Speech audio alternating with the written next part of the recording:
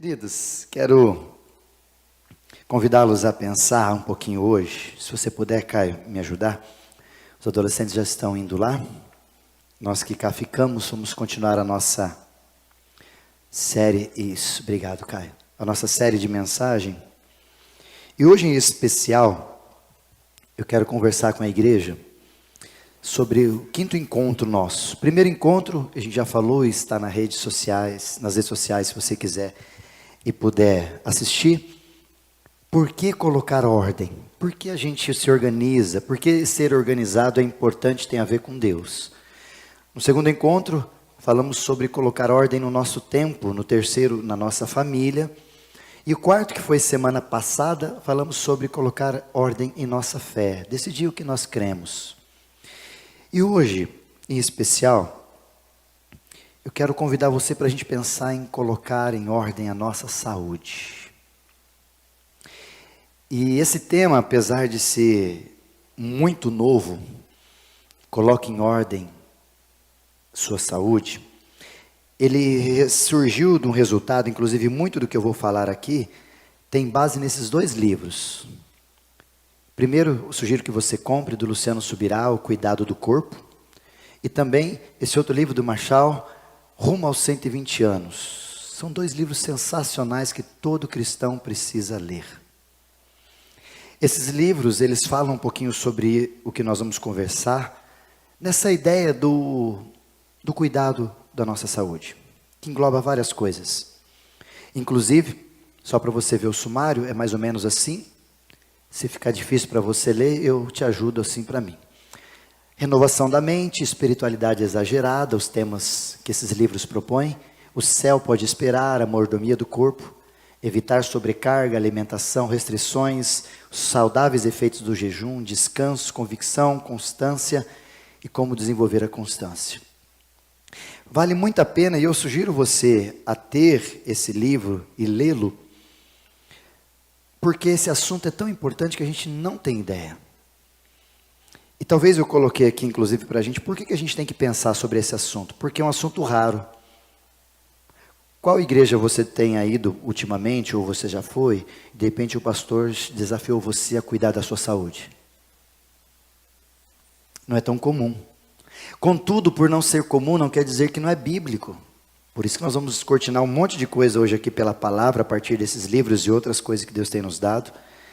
E infelizmente é um quesito que chama a atenção. Por que a gente precisa tratar desse assunto? Porque nós pensamos que igreja é apenas para a espiritualidade. Apenas para cuidar dos cultos, ou até mesmo igreja é só para crente. É só para nós se reunir, todo mundo que gosta de Jesus, entra aqui, é nós juntos e misturado e beleza, e vamos embora, só isso. Eu tenho uma crítica muito grande, e vocês sabem disso, a respeito de igrejas, por isso que a nossa, a gente tenta fazer de todas as formas possíveis não ser assim, mas que às vezes a visão da igreja é abrir no sábado, no domingo, acabou o culto, fecha no domingo e não abre mais. Como bom pensador, que gosto de ser, é muito mais barato você pagar um salão, do que você alugar um lugar para usar 2, 3 horas na semana, sim ou não? Mais fácil. Mas será que a igreja era para isso? Se você olhar em Atos capítulo 2 e vai percebendo toda essa narrativa, você acaba aprendendo ali que não é para isso. Igreja não é para estar num lugar. Reunião, culto, a gente pode fazer em qualquer lugar, irmão. Podemos fazer num lugar estranho, podemos fazer no meio da praça, podemos fazer numa lanchonete. Dia desse o Fábio estava ali no Lava Rápido, apareceu o Gui lá no Lava Rápido, apareceu o Edson no Lava Rápido, chegamos todo mundo ali, bora fazer um culto. Lava Rápido. Porque onde estiver 2 ou 3, Deus está ali, então bora. Mas então, por que ter isso aqui? Se a gente tiver tudo isso aqui só para nós, será que não é egoísmo? Será que é só espiritualidade que a essência da igreja estar nesse lugar faz sentido? Porque quando a gente não tem os trilhos claros a respeito dessa caminhada, a gente começa a achar esse problema. A gente vem para cumprir uma religiosidade. Por exemplo, antigamente você tinha no censo a pergunta para o católico. Católico, católico. E a segunda pergunta para o católico é: praticante ou não praticante? Praticante, não praticante. Quando perguntava católico, não. Evangélico, protestante, enfim. Não tinha segunda pergunta. Porque se entende que O protestante ou evangélico, ele tem a dinâmica de estar, de viver e de ir todo domingo porque faz parte dele. Mas o problema é que eu não sei onde a gente no trilho, a gente se perdeu e hoje a gente parece que vem na igreja ou estar na igreja tem mais a ver com cumprir uma religiosidade, uma consciência daquilo que, se eu não fizer, Deus vai ficar bravo comigo. Algumas pessoas me dizem às vezes, e com naturalidade, eu acho que está certo inclusive falar isso, pastor, quando eu não vou, eu sinto falta. E eu queria lhe perguntar, sente falta do quê? Do banco? Do som? Da palavra? Do pastor? Do que você sente falta? Porque de tudo isso você pode vir durante a semana aqui e sentar no banco. Você pode durante a semana me ligar, a gente tomar um açaí, resolvemos a nossa saudade. Você pode olhar para a palavra de Deus na sua casa e ler vários textos e ficar ali cada vez mais debruçado nela e se alimentando dela. Não precisa de nós. Mas a igreja, ela existe não só para o domingo, ela existe para fazer parte da nossa vida. De quem nós somos, do dia a dia. Por isso que o projeto, e nós vamos iniciar essa semana com os irmãos, já fechamos ali a primeira leva de discípulos e discipuladores, pessoas que querem caminhar com Jesus além do domingo, além desse templo, e nada contra, pelo contrário, isso é maravilhoso, mas isso aqui pode ser útil para Masterchef, né? Pode ser útil para uma palestra, pode ser útil como já foi para a polícia, pode ser útil como já foi para a Câmara Municipal, pode ser útil porque isso aqui é para isso, foi feito com essa visão. E se a gente não tem esse propósito, essa visão clara, a gente começa a produzir um monte de crente, que não é mais discípulo, mas crente, que só vem na igreja no domingo, e não vive nada daquilo que a gente vive depois. Por isso que semana passada, alertando pela palavra, disse a vocês, inclusive a mim, nós saímos daqui pregando o que nós vivemos, ou isso aqui não faz nada, chega terça, quarta-feira, você nem se lembra mais do que aconteceu aqui. Por isso, é importante a gente conversar sobre esse tema para a gente não viver religiosamente. E há um quarto melhor, mas extremamente importante. A gente também precisa entender biblicamente que nós somos corpo, alma e espírito. Somos tricotômicos. Corpo, alma e espírito. Outro dia a gente se desenvolve bastante sobre isso, mas eu queria que só que você entendesse. Inclusive a palavra de Deus fala sobre isso. Só que ela diz em 1 Tessalonicenses 5:23. O mesmo Deus da paz o santifica em tudo. E o que o espírito, a alma e o corpo de vocês sejam conservados íntegros e irrepreensíveis na vinda de nosso Senhor Jesus Cristo. Confere na sua Bíblia. Você fala, pastor, escreveu esse versículo. Não colocou, não foi o Caio que pôs, então não deve ser da Bíblia, né, Caio? Eu coloquei tudo ali para você e destaquei para você olhar e grifar na sua Bíblia. Olha o que Paulo está falando da igreja de Tessalonicenses. O que ele espera na vinda? Que estejamos íntegros e irrepreensíveis e conservados em que área? Espiritual? Só espiritual? Espiritual, alma, emoção e corpo. Quem você toca aí? Ó? Nós. Tudo. E eu não sei porque o Luciano fala sobre isso, que ele sempre foi incomodado sobre isso, há alguns anos, né, que ele tem feito isso. Mas parece que no passado a gente não lia esse texto de forma espiritual. Ou melhor, a gente espiritualizava esse texto. A gente tem que estar conservado íntegro o Espírito para que Deus venha nos buscar. Porque é o Espírito que volta a Deus. Mas o texto não está dizendo para o Espírito. Está dizendo para o Espírito, para a alma e para o corpo. Ambos, os três, melhor, sejam conservados íntegros. Uma perguntinha para provocar o seu coração.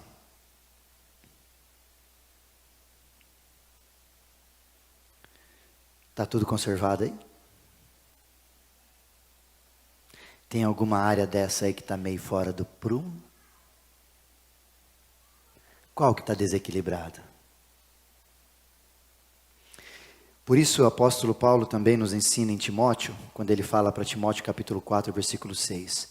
Atente bem para a sua própria vida e para a doutrina. Não é só para a doutrina, não é só para a espiritualidade. Atente-se para você, quem você é, para a sua vida, como que você está levando a vida, se o que você fala, o que você prega, o que você vive faz sentido e muda a sua vida, de todas as formas possíveis. E ele diz no final, perseverando nesses, não é na doutrina, em quem você é, corpo, alma e espírito, e na doutrina que vai te fortalecer. Agindo assim, você salvará tanto você mesmo, quanto aqueles que ouvem o que você está dizendo. Por isso, mais uma vez, por que pensar nesse assunto? Paulo ainda tratando para Timóteo, no capítulo 5 agora, ele conversando com Timóteo, que era o filho amado dele, um jovem que tinha uns problemas de saúde, de estômago. E aí Paulo orienta Timóteo assim, não continue a beber somente água. Inclusive, diz os comentaristas que naquela região onde Timóteo estava, a água não era das melhores, a alcalinidade, aquela coisa normal, tem problema, e aquele instante tinha isso, e por causa do problema de saúde frequente, de enfermidade no estômago dele, o que Paulo sugere? Tome também um pouco de vinho, por causa do seu estômago e das frequentes enfermidades. Você sabe, meu pai inclusive faz isso, de vez em quando, antes do almoço, aquele golinho assim, que o médico sugeriu para ele por causa do estômago dele também. Meu pai é quase Timóteo, um José Timóteo. Orientação. E por que ele deveria orientar assim? Pensa comigo, você acha que Paulo não deveria falar, eu vou orar pela sua vida, esse negócio vai acabar? Não é assim, espiritualizado?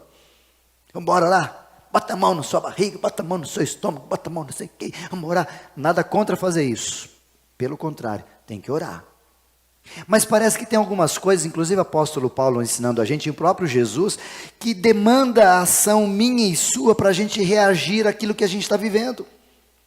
Por exemplo, você se recorda, Subirá fala disso, que o pai dele mencionava sobre isso, que quando Jesus vai até a casa de Lázaro, e Lázaro já estava morto depois de alguns dias, Jesus pede para Lázaro, podia Jesus fazer assim, pedra, mar, sobe, o que quisesse. Mas ele chamou os que estavam com ele e disse, vocês vão lá agora, vocês vão tirar a pedra. Tem coisa que é do homem, tem coisa que é sobrenatural. Tem coisa que é natural, tem coisa que é sobrenatural. E essa questão de sobrenatural ou natural, ela vem de acordo com isso. Paulo entendeu que a saúde ou a enfermidade dele ia ser auxiliada por coisas naturais. Ou seja, esforço meu e seu. Busca um bom vinho, algo que vai te ajudar a te fortalecer. Ah não, mas eu vou orar, eu vou ficar aqui orando, vou ficar orando. Mas se Deus naquele instante não quer o sobrenatural, está guardando o teu natural. Por isso que aqui há um problema, e é um conceito que eu quero colocar para vocês, e vários vamos soltar, é sobre esse sobrenatural que não é antinatural. O que às vezes a gente tem a ideia de que quando o sobrenatural vem sobre nós, Deus está anulando o natural. Não, você precisa entender sempre, o sobrenatural, ele vem depois daquilo que você faz. Então, aquilo que me cabe, aquilo que te cabe, aquilo que nos cabe fazer, responsabilidade, vamos entrar nisso, tem que ser feito, porque senão o sobrenatural não engata. Não sai. Jesus falou sobre isso numa outra expectativa divina do celeste, quando ele diz para os seus discípulos, não fiquem espantados, não se turbe o vosso coração, credes em Deus, credes também em mim, na casa do meu Pai, há muitas moradas, se não fosse assim eu não falaria isso para vocês, disse Jesus. E eles começaram a perturbar, Senhor, mas como é que vai, leva a gente, fala, não, eu preciso ir, porque se eu não for, o Consolador não virá. Na ideia, claro, tem uma ação que precisa acontecer para, usar o termo, me entenda, dar gatilho, entendeu? Para o outro vir. Tem alguma coisa que tem que acontecer para o outro acontecer. O problema é que nós estamos aqui, o sobrenatural está lá, mas nós não queremos calgar até o meu limite. Senhor, acabaram as minhas forças. Fiz tudo o que estava ao meu alcance. Agora é só o Senhor. Milagre é assim que surge, irmão. Milagre para quem tem tanta coisa para fazer, não vai ser milagre. Milagre não vai surgir nesse hemisfério. Esse milagre vai desenvolver a partir do sobrenatural. E lembrando, o sobrenatural nunca vai ser antinatural. Ele não vai vir para excluir, não. Ele vai aguardar a minha e a sua ação. Por isso que quando o Espírito Santo nos reveste, quando nós nos entregamos a Jesus, A ideia é que a gente se torne melhor em tudo. O Espírito Santo de Deus, a proposta dele é me tornar mais parecido com Jesus. Se é mais parecido com Jesus, eu vou me tornar melhor e mais em tudo. Melhor pai, melhor homem, melhor filho, melhor amigo, melhor pastor, melhor motorista, melhor jogador de futebol. Podia ter sido mais cedo. Mas tá bom. Melhor em tudo. E você? Quando o Espírito Santo nos entra, nos faz morada e habita em mim e você, o que ele tem produzido na gente tem nos dado a ideia de que nós melhoramos em tudo? Ou só melhora espiritualmente? Quando o Espírito Santo entrou em você, você é uma pessoa que, nossa, agora então oro que você não tem noção. Nossa, agora eu derrubo na oração. Mas seu dia a dia? E teu corpo? E tua alma? E quem você é na construção? Deus está penso, né? Para cuidar de 1/3 da sua vida só, né? Ah não, Deus nunca falou que Ele é penso, é completo. Então cadê a gente? Por isso, a despeito do texto que a gente está lendo do livro, eu quero conversar e trazer alguns desafios muito claros. E fiz questão de colocar aqui para você guardar, fixar e não perder. Sabe por quê? Quantos de vocês mudaram o tempo depois que vocês ouviram a mensagem?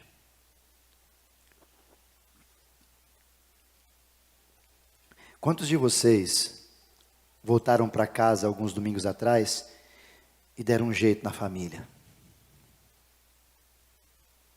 Quantos de nós, depois de ouvir uma palavra domingo passado bem firme, né? Pesada, não sei, né? Sobre você decidir quem você crê. O que você fez com tudo isso? O pensador, século XIX, ele dizia que ele ia pregar o evangelho, ou a mensagem, e ele pregou a mensagem no domingo, pregou no outro domingo, pegou no outro domingo, pegou no outro domingo, pegou no outro domingo.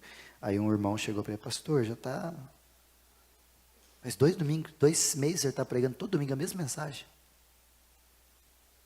Aí o pastor respondeu, a hora que vocês começarem a praticar, a gente muda de texto. Não vou fazer isso. Porque eu não tenho obrigação sobre a sua ordem. Eu tenho obrigação sobre a sua formação. Como hoje de manhã recebi um Feliz Dia dos Pais, de alguns, que me mandaram mensagem. E eu fiquei tão feliz porque uma das expressões foi que, você é pai para nós. E eu como pastor aqui, tendo-os como ovelha, me sinto assim como um pai que tem a mesma responsabilidade que um pai tem. E a gente vai falar sobre isso depois. Eu preciso educar a criança no caminho que deve andar. Eu como pastor preciso orientar vocês. Mas às vezes como um pai se decepciona com os seus filhos quando ele fala, rapaz, eu estou tentando, mas está difícil. Talvez é o sentimento que eu tenho. A gente não bota em ordem. A gente não leva aquilo para frente. E talvez, se é espiritualidade, a gente não leva tanto. Se é tempo, uma coisa tão comum para a gente fazer, a gente não mudou nada na nossa agenda. Está esperando o quê? Por isso que eu fiz questão de colocar ali para a gente entender algumas coisas sobre a nossa vida. E eu espero que depois dessa noite você olhe melhor para a palavra, inclusive para esse tema sobre cuidar da sua saúde, colocar em ordem a sua saúde. Primeira verdade que os textos nos trazem é esse primeiro aqui. E eu gostaria que você fixasse. Compreender a mordomia. Eu não sei se você sabe, mas você não é seu.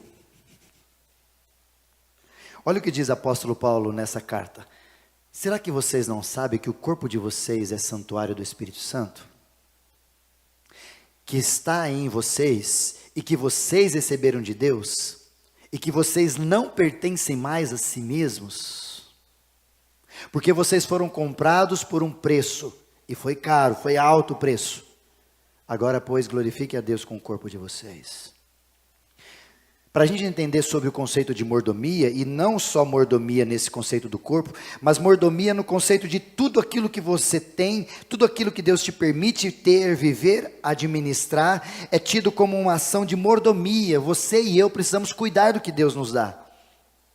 E esse conceito de mordomia que Ele tem nos dado, é para a gente entender, olhando para o corpo, olhando diretamente para essa estrutura do corpo, a ideia do texto é exatamente essa: o teu corpo não é seu. Então essa ideia de você cristão falar, meu corpo é meu, eu faço o que eu quiser, você não passou pela cruz ainda, não passou pela cruz, porque antes de qualquer coisa você deveria perguntar para Jesus, Senhor, o corpo é teu, tudo que eu tenho é seu, inclusive eu, o que faço? Posso, não posso, devo, não devo, Jesus. Porque o conceito aqui de pagar um alto preço, ou de sermos comprados, é um sentido de remissão. Nós vamos falar isso no dia 17 aqui um pouquinho, de forma simples, mas o que a gente precisa entender é que quando Jesus morreu na cruz, Ele nos comprou, pelas regiões celestes, e nos comprou, por quê? Porque nós éramos antes escravos do pecado, fazíamos o que o pecado nos levava a fazer. Agora nós somos comprados. Agora você é livre? Não, agora você é escravo de Jesus.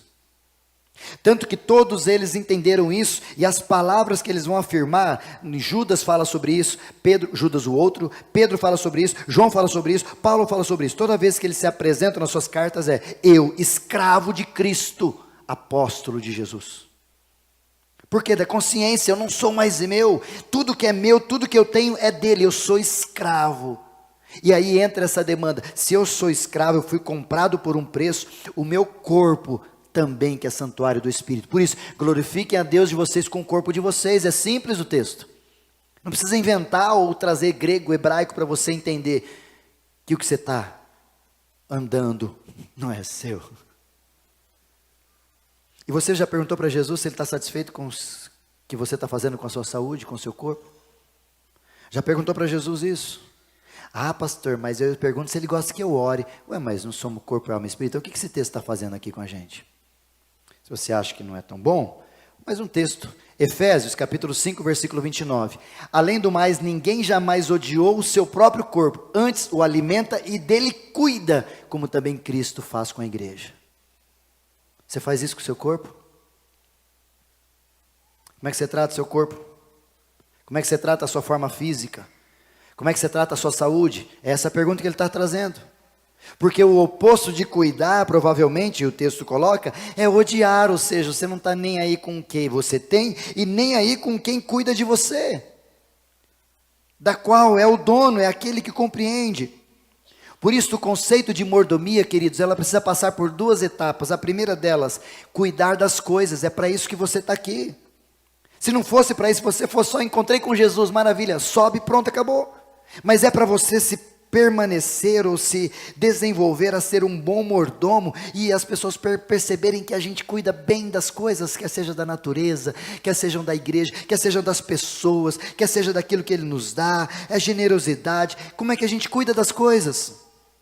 Cadê o conceito de mordomia que a gente tem? Mas há um outro problema que você precisa se lembrar.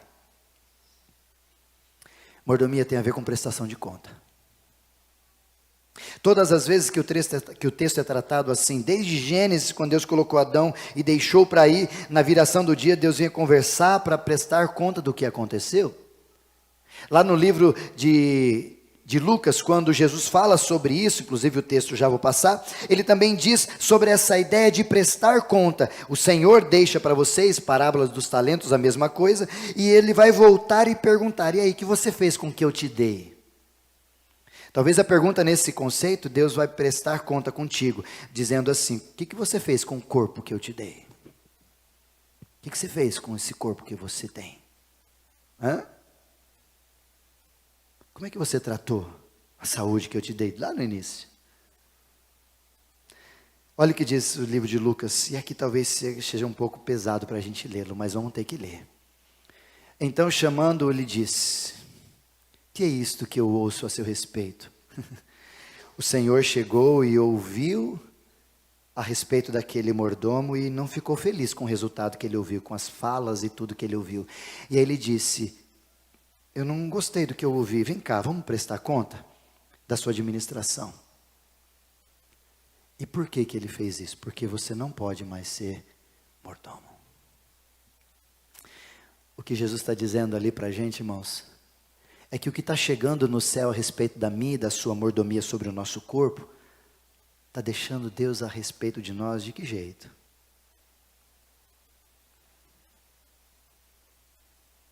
E o problema é que a segunda parte do texto diz isso.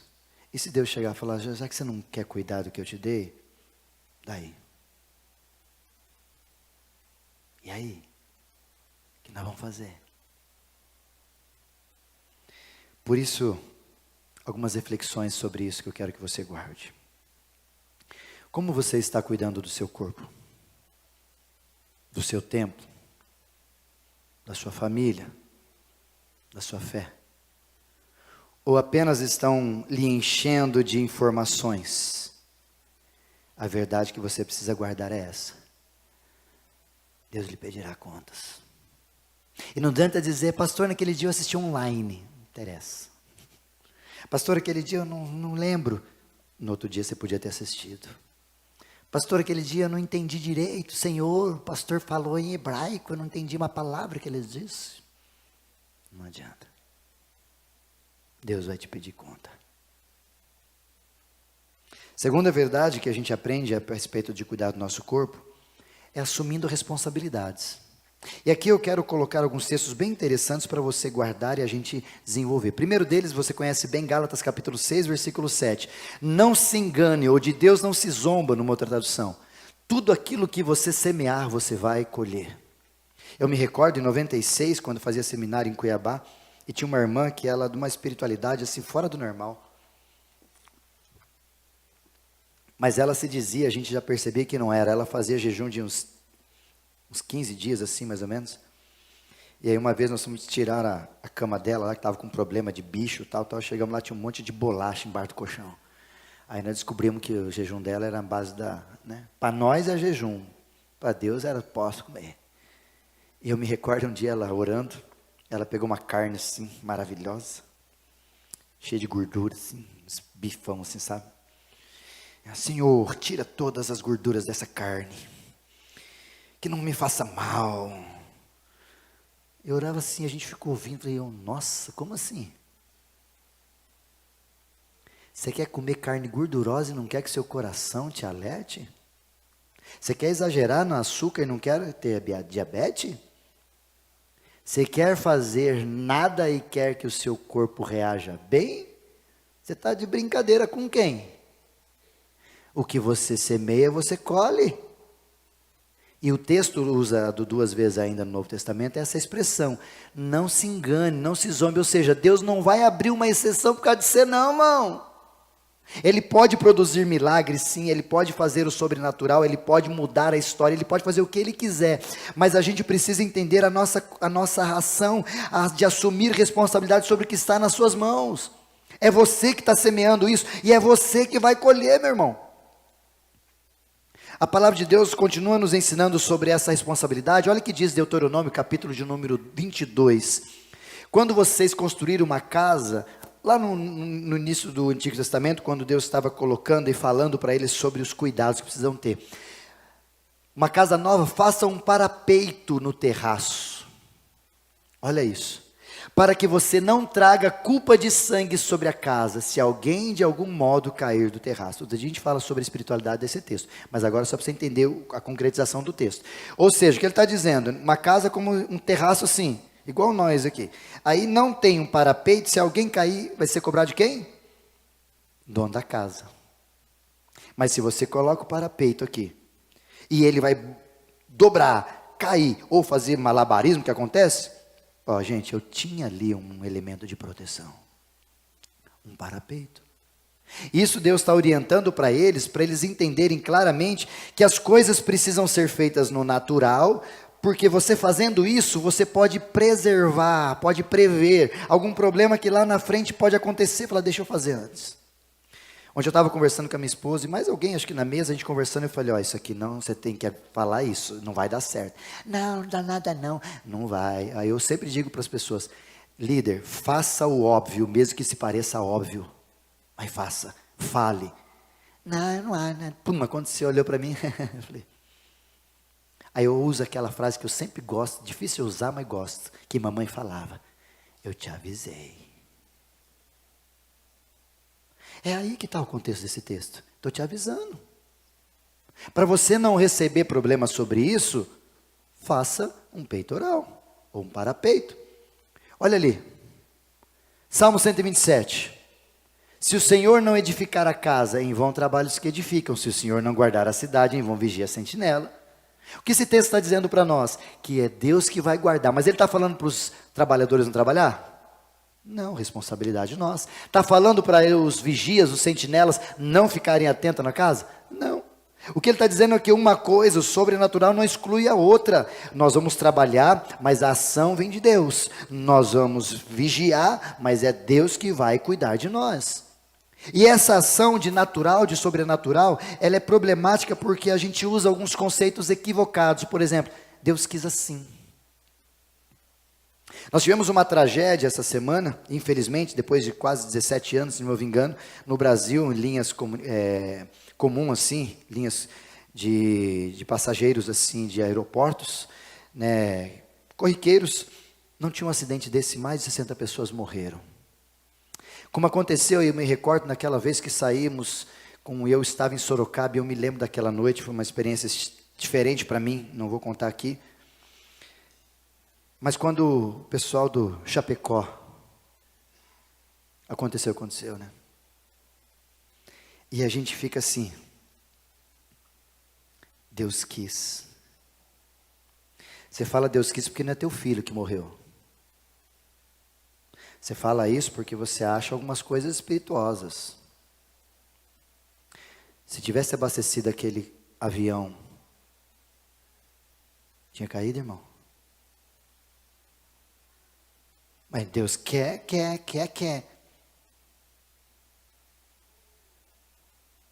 Vamos entrar sobre isso já já. Talvez o que Deus está dizendo para nós, se você tivesse me ouvido, isso poderia ter sido evitado. Pastor, meu casamento, Deus quis que acabasse. Não, se tivesse ouvido a palavra, talvez você poderia ter evitado o fim do seu casamento. Pastor, fui mandado embora, Deus quis. Talvez se você fosse um bom funcionário, você tinha evitado ter sido mandado embora. O problema nosso é que a gente espiritualiza a irresponsabilidade. E a gente bota na conta do céu, de alguém, de um divino, de um religioso, porque não funcionou, não deu certo, a gente vai lá e bota na conta dele. Deus quis assim. É fato que aconteceu já no meio da história várias vezes, onde as coisas ruins, Deus mexeu, transtornou e transformou em bênção. Aconteceu com o próprio José.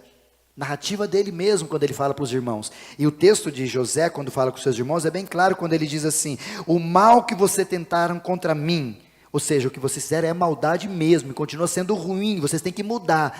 Mas Deus, nesse percurso, transformou em bênção para a minha vida. Isso aqui é a base do Antigo Testamento do Novo Testamento de Romanos 8. Todas as coisas cooperam para o bem daqueles que amam a Deus. Daqueles que são chamados segundo o seu propósito. Só que eu só vou entender isso aqui se eu estiver no centro. José estava no centro da vontade. Os irmãos estavam? Não. Por isso que os irmãos fizeram o que é mal e continuaram fazendo o que é mal. Mas Deus permitiu que aquela situação chegasse onde chegou porque Ele tinha propósito. Mas algumas coisas, meu irmão, cuidado, não colocar na conta de Deus, se você tivesse ouvido a palavra, se tivesse ouvido o teu amigo, tivesse ouvido o teu pai, tivesse ouvido a tua mãe, ou tivesse olhado para o céu e perguntado: Senhor, faço, decido, vou. Só para você ter uma ideia, em Atos capítulo 27, Paulo estava diante de um naufrágio e ele diz assim, visto que os homens tinham passado muito tempo sem comer, Paulo levantou-se diante deles e disse, olha o que Paulo disse: os senhores deviam ter aceitado o meu conselho de não ter partido lá de Creta, pois assim vocês teriam evitado esse dano e prejuízo. Por isso que eu me entristeço quando a gente prega uma série tão importante como essa, e eu vejo irmãos e irmãs não mudando nada. Aí vai chegar lá na frente e falar: mas Senhor, o Senhor que quis assim? Quis não, irmão. Se você tivesse feito o que tinha que ter feito no primeiro dia que você ouviu, sua vida estava diferente. Como, por exemplo, se você tivesse ouvido o teu médico na primeira vez que ele te pegou o teu exame e te entregou e falou, você precisa cuidar do seu corpo, e você fez o quê? Nada. Você poderia ter evitado um monte de coisa que você está vivendo hoje. E o que nós faz? Nada. Até porque, deixa eu te dizer nas reflexões sobre esse segundo argumento. Existem 3 formas de a gente aprender, já falei isso para você. Sendo inteligente, aprendendo com os próprios erros. Está na Bíblia. Sendo sábio, olhando para a palavra e aprendendo com os erros dos outros. Não preciso pagar para ver. Eu vou crer no que o Senhor está dizendo. Isso é sábio. E tem a terceira, que é o ignorante, que não aprende de jeito nenhum. Apanha, e acha que as coisas vão mudar fazendo do mesmo jeito a mesma coisa. De que forma você tem aprendido ou assumido responsabilidade?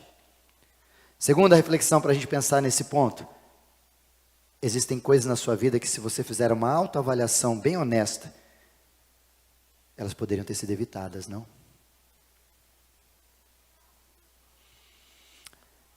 Não negligencie a sua responsabilidade.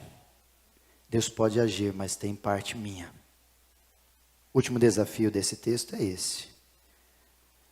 Assuma a sua responsabilidade. Para de dizer que o outro tem que fazer, a outra pessoa, dar desculpa, irmão. Você não se incomoda de tanta desculpa que você dá? O terceiro que o Luciano fala, eu achei sensacional, deu uma mexida no que eu entendo aqui, algumas coisas a mais também, não a mais porque ele foi sensacional no livro, mas algumas coisas que faz sentido para nós aqui na nossa igreja, é essa expressão, o céu pode esperar. Eu achei lindo, e quando eu vi isso, eu choquei porque alguns conceitos, inclusive para a gente ouvir aqui, do tipo, tem dia certo para morrer? A gente até brinca num ditado, né? A única coisa que morre na véspera é peru, e na véspera do Natal ainda. O resto tudo morre no dia que tem que morrer. Será que essa frase é certa, é bíblica? Talvez nesse ponto a gente vai ser mais provocado a algumas outras interpretações. Deixa eu colocar esse texto de Eclesiastes. Olha o que diz esse texto. Não seja demasiadamente perverso, não seja tolo. Por que você morreria antes da sua hora? Espera aí, dá para morrer antes. Esse texto confere na sua Bíblia, é isso mesmo. Não mudei nenhuma letrinha. Morrer antes da hora. Isso quer dizer, se ele está impresso aqui, a gente precisa entender que, infelizmente, a gente precisa ter essa concepção de que você pode morrer antes da morte chegar. Você pode abreviar. Por exemplo, os riscos que você coloca sobre a sua vida diante das demandas do dia a dia, você está correndo o risco de morrer. E aí interessante essa expressão, porque a gente tem essa ideia e esse conceito que eu quero um pouquinho provocar a gente a atender, sobre o dia de morrer é certo, está certo, pastor, está certo. Por exemplo, você pode usar para conversar comigo, pastor, Salmo 139, todos os meus dias estão escritos ali, e tal, e todos já foram anotados. É verdade, o texto diz isso. Mas o texto tem 2 termos que você precisa avaliar e entender melhor, que é o primeiro, pré-determinismo. Ele é diferente de presciência, que é o que a gente encontra no texto. Ali é Deus na sua soberania, entendendo que todas as coisas Ele sabe onde você vai, Ele sabe de que você vai morrer, Ele sabe tudo anotado. Deus sabe, isso é presciência, Ele sabe os predestinados, os que não são predestinados, Ele sabe tudo. Se não soubesse, não era Deus soberano. Agora, contudo, o saber de tudo, não quer dizer que Ele determinou que você vai morrer tal dia, tal hora, tal hora. Não, Ele sabe o dia que eu vou me encontrar com Ele. A grande verdade é que você não sabe o seu dia, nem eu. E por causa disso, a gente vive às vezes fazendo coisas que não deveríamos. Porque nós estamos abreviando a nossa morte. Sabia disso? Uma outra palavra poderia ser um pouco mais pesado se você tiver estômago para ouvir. Suicídio programado de crente. Se matando devagarzinho. Sabe onde a gente faz isso? Com o corpo. Presente de Deus para a gente.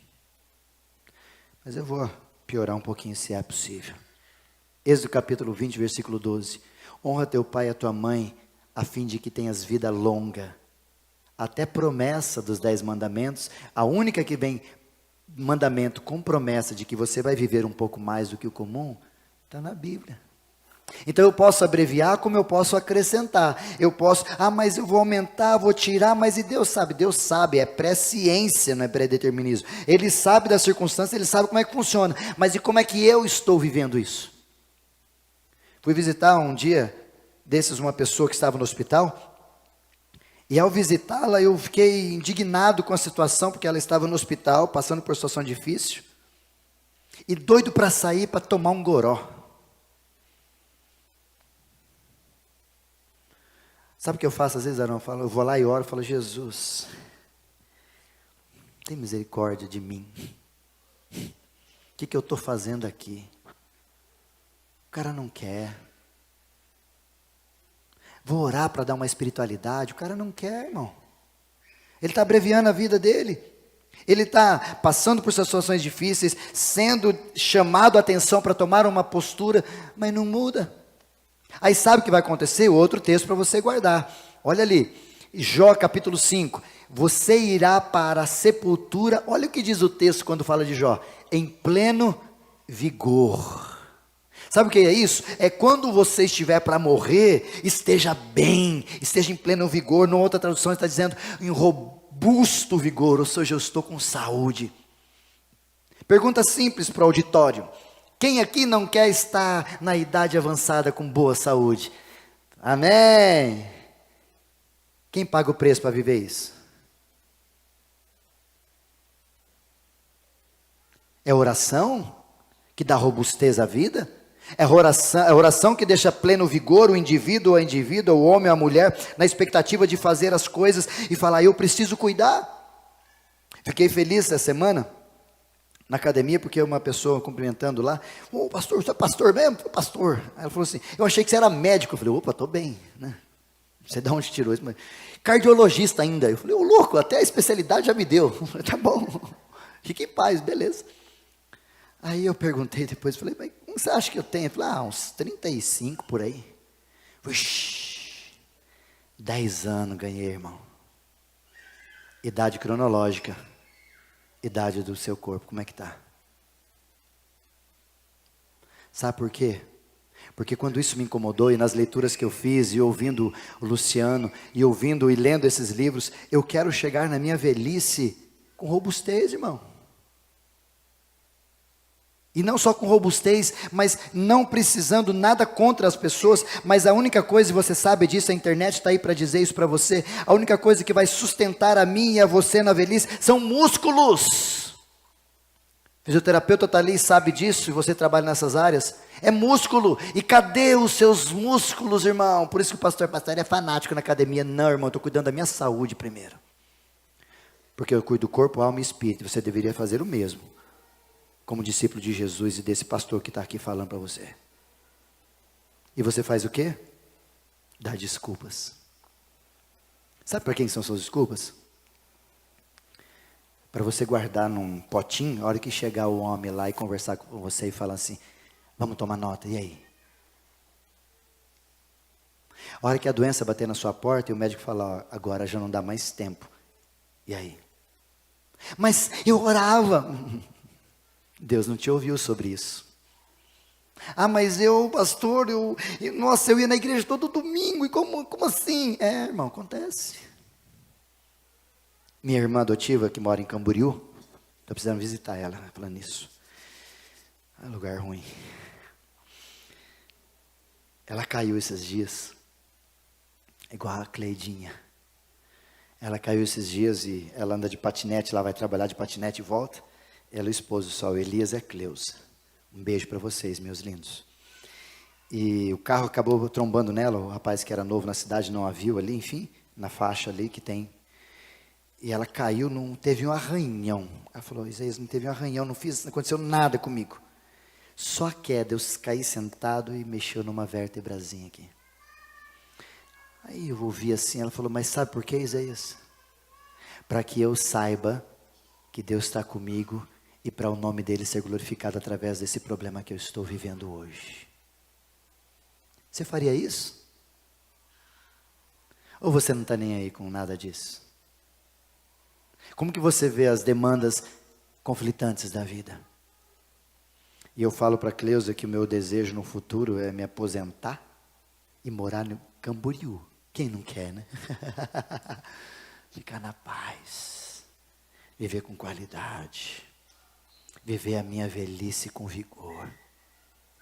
Deixa eu te trazer algumas reflexões aqui só para você guardar. Primeira, cuidado para não espiritualizar a sua responsabilidade.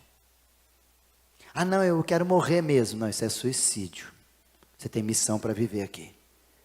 Não ame o céu porque você odeia a terra. Ame o céu porque você encontrou propósito na terra para ser quem você é. E o seu destino final é o céu. Entendeu bem? Viva vida longa com saúde. Não tem outro caminho. Faça a sua parte. E por último, volte ao Pai na hora certa. O céu pode esperar. Enquanto eu tiver projeto, planos, propósito, Deus vai estar comigo. E eu quero partir para o penúltimo assunto sobre isso. Alguns cuidados. E aqui coisa rápida. Primeiro, para você cuidar da sua saúde, do seu corpo, deixa eu te dizer isso. Cuide do seu alimento. O que você come? Eu fico observando, e o pessoal me conhece, já sabe disso, inclusive eles falam que o pastor não come muito. Não, eu não como muito, eu como o suficiente. Comer muito é uma questão de relativizada, né? Para você, para mim, eu como o suficiente para o meu organismo. Mas tem gente, irmãos, que parece que está na badafé. Bota uma montanha e fala, Senhor, me dê força que eu vou passar por esse vale. Essas montanhas vão sair diante de mim. E fala assim para Deus, Senhor, não precisa nem de ajuda, deixa comigo. Conhece alguém assim? Come bastante? Deixa eu te dizer 2 textos aqui que o Luciano traz para a gente com qualidade. O primeiro é de 2 Reis, capítulo 4, versículo 40. Depois deram de comer aos homens, eles fizeram um alimento. Leia o capítulo 4 inteiro de 2 Reis, que vai falar sobre a mulher e sobre ali fazendo a comida e tal. Só que de repente, antes disso, Elias mandou um de seus servos pegar algumas coisas, algumas plantas, algumas raízes para trazer, para dar tempero na comida. Só que aquele jovem não sabia que uma daquelas raízes tinha problema, se colocado com tanta quantidade ia produzir problema na comida. Ou seja, aquilo que ia ser anestésico ia matar. Aquilo que você entende sempre. Há uma planta que no exagero ela vai trazer problemas para nós. E quando eles estavam fazendo, enquanto eles estavam comendo, eu não sei de que forma, mas alguém gritou, morte, ou numa outra tradução, há morte na panela. Dizendo assim, colocaram coisa aí dentro que não vai dar certo, vai matar. Eu não sei se alguém passou mal, eu não sei se aconteceu alguma coisa, mas o texto não diz, mas diz que ele dá esse grito, a morte na panela, na expectativa do quê? Para tudo isso aí, porque o negócio está feio. E eles pararam de comer. Na mesma linha do Subirá, ele diz nessa expressão, você já percebeu que na sua panela hoje tem um monte de tipo de ações que estão te matando? Produtos industrializados, fast food, tudo isso é para a morte, você sabe disso, os médicos dizem isso, todo mundo diz isso, e você sabe disso, e você vai lá e faz do mesmo jeito, e chama as crianças para comer de novo. Deixa eu te dizer, querido, cuidado com o teu alimento, a morte na panela e você não está percebendo. E um outro elemento, inclusive falei para os novos membros, para os nossos servos lá em cima, sobre 1 Coríntios capítulo 10, versículo 31. Assim que quer vocês comam ou bebam, ou façam qualquer outra coisa, fazei tudo para a glória de Deus. Deixa eu te dizer uma coisa aqui, irmão. Jesus podia ter começado esse texto, o apóstolo Paulo melhor, poderia ter começado esse texto dizendo, vocês podem fazer qualquer coisa, qualquer que seja, faça para a glória de Deus. Já estava encarado, já estava encaixado, já estava tudo dentro. Mas por que ele usa, quer comais ou bebais, ou comam e bebam? Já pensou? Deixa eu te trazer um pouquinho. Cuidado que uma das vezes, inclusive na nossa geração, o pecado está vindo a partir da gula, daquilo que você comemos. Lá atrás no Éden foi por causa de uma alimentação que Eva pecou. Lá atrás no jardim, no Êxodo, quando o povo do deserto estavam todos ali sofrendo, eles falaram o quê? Por que nós não voltamos lá? Porque lá tinha comida e bebida. É o grande problema, inclusive Jesus, quando ele esteve, Mateus capítulo número 3, foi levado ao deserto para ser tentado, capítulo 4, e ali ele teve fome. Qual a primeira problemática que Satanás traz para Jesus? Transformar pedra em pão. Comida tem sido assim o viés para arrebentar nós. Por exemplo, segundo o tal de Gálatas 5:22, tem um tal de fruto do Espírito chamado de domínio próprio. E isso serve inclusive quando nós comemos. Você tem?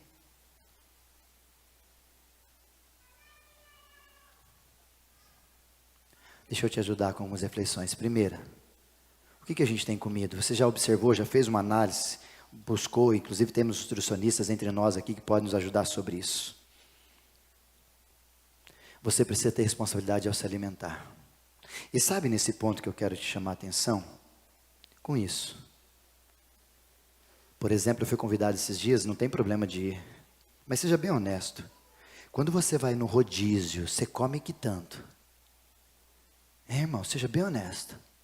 Você come e bebe glorificando a Deus no rodízio, ou você come e bebe para valer o dinheiro caro que você pagou?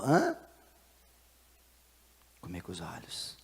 Quando você vê alguma coisa diferenciada, fala, nossa, eu preciso experimentar. Inclusive ontem tinha muita coisa gostosa, eu ficava observando, e o pastor observa o tempo todo, fica em paz. Ninguém me dera, mas o Espírito Santo me leva. E eu olhando os irmãos, ele fala, nossa, aqui é bom, nossa, aqui está bem bom, nossa, aqui é...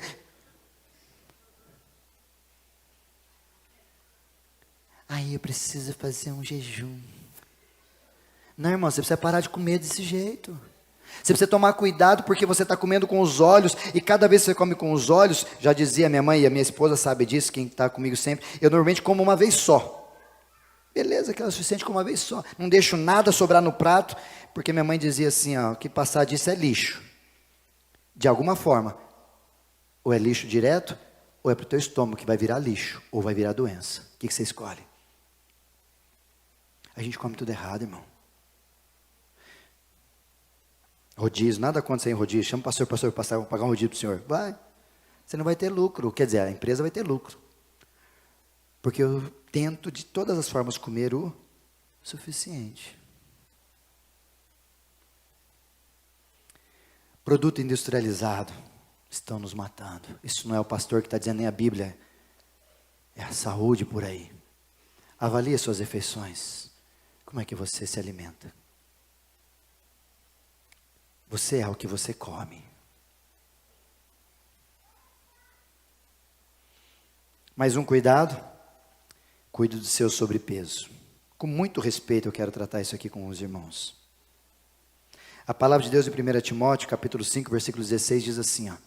Se alguma mulher crente tem viúvas em sua família, socorra-os para que a igreja não fique sobrecarregada, sobrepeso, e possa socorrer as viúvas que não têm ninguém. Tudo aquilo que você coloca sobrecarga, uma hora não vai funcionar. Você pega um navio gigante e fala, é 10 toneladas, você coloca 50 toneladas, no meio do mar o navio vai afundar. Você pega uma bicicletinha, com aquelas rodinhas pequenininhas e coloca uns 30 em cima, a bicicleta vai quebrar. Alguma coisa vai acontecer quando você pega sobrepeso e coloca. Ah, mas eu acho que aguenta. A gente sempre acha. Bota a máquina no caminhão lá, vai viajar para você ver aqui que a estrutura, a suspensão, tudo vai acabar, pneu, vai tudo acabar. E o que Paulo está dizendo para nós aqui, é que eles estavam com um problema na igreja, porque eles estavam sobrecarregando algumas áreas, e ele diz, sobrecarga não é bom para ninguém, e tratando-se da nossa saúde, meu querido, a nossa estrutura física, óssea, o Luciano fala isso no livro dele com toda a propriedade, leia lá com mais tranquilidade, mas ele vai dizer para nós, gente, a estrutura óssea, ele está para aquilo que a gente é. Você coloca demais, como é que você acha que o seu osso, o seu corpo, a sua coluna, tudo, você acha que ele vai aguentar que jeito? Seja bem honesto, irmão. A gente não gosta, pastor, está achando pesado, isso é preconceito. Não é preconceito, eu estou te dizendo com amor à sua vida. Tu está com um problema de sobrecarga, corre atrás, é saúde, é corpo, é físico, irmão. É lógica, é gravidade. Olha o que esse texto traz para a gente refletir. Deixa eu te colocar algumas coisas. Os seus ossos suportam o seu peso? O pastor Luciano, ele saiu de 152 quilos, se não me engano, 90 e pouquinho, 100, alguma coisinha assim. Quando um médico chegou para ele, ele dá esse testemunho no livro, inclusive nos vídeos ele fala sobre isso. E ele conversando, ele fala, o cara, um dia que eu encontrei com ele, ele falou para mim, a médica chegou e falou, você está bem? Tô, 14 exames, jogou assim, tô bem sim. Ela falou, eu desconfio que você está bem, com essa aparência que você tem. Por isso, irmão, cuidado. Os nossos ossos não suportam o que a gente acha que eles suportam. Cuidado para aceitar gordura como algo normal. Nem na saúde, na OMS. É certo, é bom. Não é, irmão. Você pode gostar, aquela gordurinha da carne. Ai, que delícia. Não tem problema. Coma e beba para a glória de Deus. Mas aquilo lá faz mal, você sabe disso. E sabendo disso, juntando com a meditação de ruja o leão, o que você faz não é pecado, é iniquidade. Simples.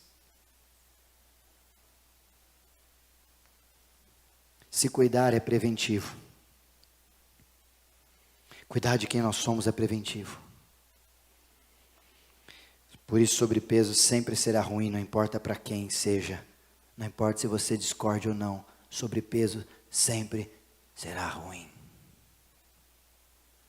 Cuide do seu descanso. Terceiro e último. Marcos capítulo 6, versículo 31, dizia o texto que Jesus havia muita gente indo e vindo, e ao ponto deles não terem tempo para comer, para estar com Jesus. Jesus então parou todo mundo e falou, venham comigo para um lugar deserto e vamos descansar um pouco. Assim como o Luciano, ele brinca que ele tinha um problema que eu também tinha, eu usei dele essa frase sem saber que era dele. Talvez eu falava antes ou depois, eu não sei. Mas eu brinco que eu não gosto de dormir. Eu não gosto. Se pudesse ter palavras dele e minha, muitos anos atrás, se tivesse um comprimido que você tomasse e resolvesse, estava bom. Aí o médico falando para ele, ainda bem que você não descobriu isso. Porque o descanso é necessário para todos nós. E eu venho percebendo o quanto eu preciso, o quanto isso faz parte da minha vida, o quanto a gente olhando para a palavra de Deus, a gente precisa. Jesus mesmo com os seus discípulos, os trouxe para perto e falou, agora vamos parar e descansar. Você que se orgulha de fazer, de ativismo, como é que você lida com isso? Tem que fazer, pastor, trabalhando, tal, aquela correria, aquela coisa, tal. Como é que é seu descanso? Reflexão sobre isso, não se esqueça, descanso é parte da vida. Deus instituiu a noite e o Shabá para a gente descansar. Até porque descansar é você começar a exercitar a sua confiança em Deus. Porque você não consegue descansar quem acha que tudo está no poder das suas mãos. Não está, irmão. Nunca esteve e nunca estará. Então para descansar, porque você não consegue fazer tudo. Não desrespeite o descanso. E por último, desafio que eu quero lhe deixar de cuidado.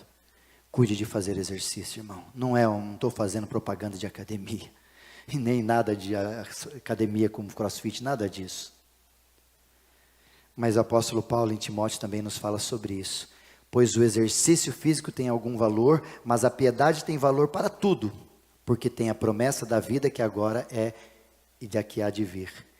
Algumas vezes nós lemos esse texto e imaginamos que ele está falando, exercício é bom, mas piedade é bem melhor. Então você para de fazer exercício para ficar na piedade. A gente sempre imagina isso. Jesus completa esse texto de Paulo, quando ele diz para os outros, vocês, em vez de dar dízimo ou dar oferta e tal, vocês abandonam as pessoas, abandonam os outros. Aí Jesus diz, vocês deveriam fazer isso e também aquilo, ou seja, as duas coisas concomitantes. E a mesma coisa que Paulo está usando aqui, o exercício tem o seu valor e a piedade tem muito mais, mas ele não está descartando o exercício. E a saúde, eu não coloquei dados aqui porque nós vamos ficar muito extenso, mas a saúde nossa, ela é demasiada, ela é percebida a partir do exercício, não tem jeito, irmão. E o exercício não é uma questão de, eu preciso matricular na academia, não, saia do sedentarismo, irmãozinho. Até quando um médico, um pastor, alguém vai ter que dizer isso para você? Exercício é o mínimo para se viver.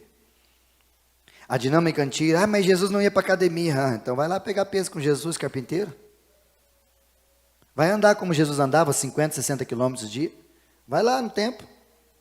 Era diferente. E talvez a sua desculpa é, eu não tenho tempo. Não tem problema. Há uma frase do médico que eu gosto que ele diz assim: quem não tem tempo para fazer exercício, arrume tempo para ficar doente. Você vai precisar. Quem não tem tempo para fazer exercício, arrume tempo para ficar doente. Você vai precisar. E exercícios é prevenção para uma velhice robusta. Pergunta para o médico, não precisa perguntar, pastor. O que sustenta o indivíduo quando ficar mais velho? Músculo. Que vem por dia exercício, não é sentado no sofá comendo pipoca. Não é assistindo Netflix para lá e para cá. Não, não tem problema fazer nada disso. É ótimo, é lindo, faz. Mas cadê o teu cuidado, irmão? Por isso, você precisa fazer. Se você não faz, a pergunta é essa: você faz algum exercício? Deixa a vida me levar. A hora que eu tiver planos para isso, eu faço. Cuidado. Por isso, por último, eu quero finalizar com essa frase. Mude hoje, mas mude mesmo. Sabe por quê? Olha ali, Romanos 12:2. Não se amoldem aos padrões deste mundo, mas transformai-vos pela renovação da vossa mente, para que experimenteis qual seja a boa, agradável e perfeita vontade de Deus para as nossas vidas. Aqui eu quero trazer para você entender esse conceito bem prático sobre mudança. Nós só mudamos comportamento se a gente vê valor e se a mentalidade for transformada. Você não vai sair daqui hoje e falar, eu vou começar a fazer exercício porque o pastor falou. Não, se você não tiver a sua mentalidade transformada, fazer valer a sua saúde, entender que aquilo não tem preço, você nunca vai mudar comportamento. Como, por exemplo, 70%, segundo os médicos, dos diagnósticos que eles mandam para os homens e as mulheres, dizendo assim, se você não mudar, você vai morrer. 70% não fazem mais nada do que o médico pediu. 30% sai de lá e fala, eu preciso dar um jeito na minha vida. E eu gostaria muito que você desse um jeito na sua saúde, irmão. Colocasse em ordem a sua saúde. Comportamento. Se muda com valores, sabendo o que precisa e com mentalidade. Por isso, para a gente partir para a reflexão e ouvir, refletir e agir, faça uma autoavaliação. Vá no médico, pergunte. Vamos dar uma corrida aí, vamos dar uma conversada. Pega as cadeiras aqui para levar lá. Dá uma subida na escada correndo. Nossa, pastor, não estou bem. Não, você não está bem. Faz tempo que você está ruim. Só descobrimos. E aí entra aquele ditado antigo, né? E no médico para quê? Para descobrir as coisas erradas? Você leva um carro no mecânico para quê, Silas? Se você não leva, o que acontece? O carro quebra na sua mão de qualquer jeito. Você levou, não levou, o carro quebrou. Aí você leva para ele, tem que consertar. Podia ser preventivo. Mas a gente não toma cuidado. Segundo, faça da sua saúde um lugar onde há preço. Ou não. Porque a sua saúde tem preço. Se ela tem preço, ela tem valor. Se ela não tem valor, ela não tem preço. Quem comanda a sua agenda? Pastor, eu não tenho tempo. Você acha que eu sou que nem pastor? Não, não acho, irmão. Porque se fosse que nem pastor, você estava que nem eu. Então você não é que nem pastor. Então você tem a sua agenda e eu tenho a minha. Dia desses eu fui treinar. 10 horas da noite. 11 horas da noite. Eu e o Luciano da Michele. Para que isso? Para ser responsável com a minha palavra. Para que exagerar? Eu fico triste, eu não quero chegar a isso. Nada contra, mas só para você entender. Alguns irmãos naquele frio, podendo dormir até mais tarde. Até umas 8 horas da manhã, que delícia. 10 horas de vez em quando. Oh, Jesus, é bom. Aí uns irmãozinhos correndo 5 e pouco da manhã no pole. Você sabe o que eles estão lá? Não é prazer não, porque o médico falou, se você não fizer isso, você vai morrer. Antes que você tenha esse tipo de atitude, por que você não começa mudando já? É a sua agenda, é você que manda, irmão. O tempo não vai lhe esperar. Ah, não, eu sei a hora. Eu ouço isso direto, irmão. Não sabe de nada, inocente. A vida não perdoa os displicentes. E a sua saúde é o primeiro sinal disso. Ouvir, refletir e agir para a gente encerrar. Se você puder chamar as crianças lá, por favor, Noeli. Ouvir, refletir e agir. Sua saúde é como um cartão de crédito. Palavras do Subirá. Primeiro vem um corpinho arrumadinho. Depois chega a conta. Primeiro chega quem você é e o que Deus te dá de possibilidade para usar, viver e administrar. Depois chega a conta. Já passei dos 40, segundo a estrutura bíblica, que passados 70 e pouco, 80 é o enfado, então eu já estou descendo a montanha, né?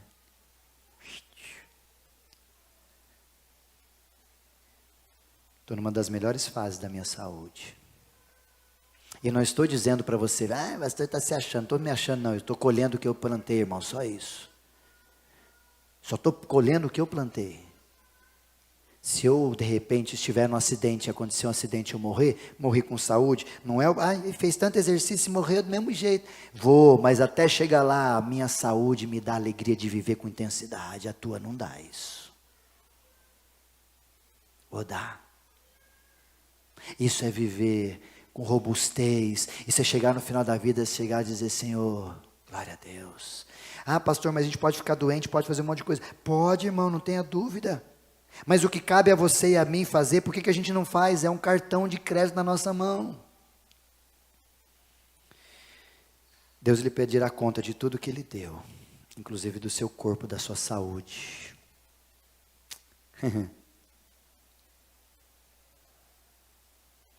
Pensar em saúde, meu irmão, é pensar em legado. E aqui específico para a gente fechar a respeito do Dia dos Pais. As crianças vão vir cantar aqui. As crianças vão vir aqui adorar Jesus de presente para os pais, uma homenagem, né? Você acha que desse jeito você vai durar quanto tempo para brincar com seus netos?